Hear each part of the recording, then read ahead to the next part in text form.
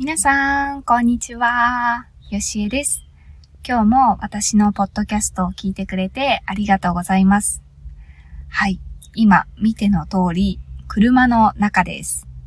ちょっといつもと気分を変えて、車の中で撮ってみています。はい。でもね、結構、どうかな、聞こえるかわかんないんですけど、鳥がいっぱいいて、なんかピヨピヨ、ピヨピヨっていう声が入ったり、あと、道路がね、すぐ近くにあるので、車の通る音が入っているかなと思います。もうすっごい鳥が鳴いていて、うるさいぐらいです。はい。でも、なんとか、ちゃんと、ポッドキャストとして成り立てばいいなと思っています。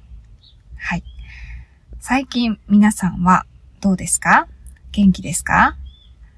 私はとても元気です。今日はちょっとね、少し前にあったなんか面白かった話をシェアしたいと思います。はい。皆さんはフルーツを買うときはどこで買いますか？スーパーですか？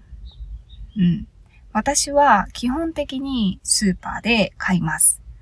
でもね、今私はパラグアイに住んでいて、パラグアイではスーパー以外でもいろいろな場所でフルーツを買うことができます。例えば市場。他にも道の脇になんかフルーツショップみたいなのを個人でやっている人がいっぱいいて、もう箱が積み上げられていて、その箱にいろんな果物が色とりどりに並んでいるお店があります。で、あと他にも信号待ちをしている場所にフルーツを売りに来てくれる人がいたり、いろんなね、スタイルでフルーツを売っている人がいます。はい。で、数ヶ月前に私はなんか初めてちょっとその信号待ちでフルーツを売っている人から買ってみようと思いました。それまでずっとね、なんかスーパーで買っていたんですけど、たまにフルーツ以外のものはもう家にあるんだけど、フルーツだけない。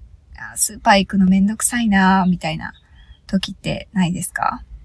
で、私もね、その日、たまたま冷蔵庫の中に、必要なものは全部揃っていたんだけど、なんかバナナだけ買いたいなって思ったんですよ。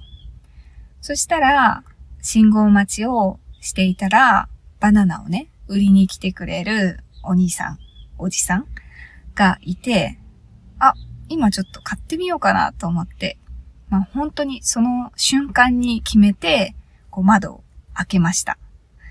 で、なんかそのおじさんは、バナナをね、もうなんかすっごい大量に、抱えてネットみたいなのに入れて、いっぱい持ってました。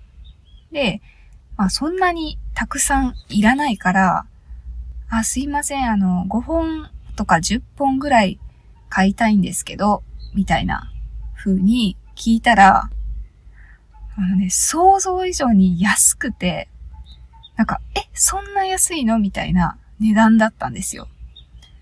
多分、1本3円とか4円とか、日本円で言うと。だから10本でも、30円とか、みたいなぐらいの安さで言われて、で、そんなに小さなお金、細かい小銭ないなと思って、で、財布を開けたら、でも、本当に申し訳ないんですけど、結構大きなお札しかなくて、一番小さなお札が、日本円で400円ぐらいのお札しかなくて、では、お釣りありますか？みたいな風におじさんに聞きました。そしたらおじさんもすごい困ってて、で、お釣り、ないなぁ、みたいな空気になりました。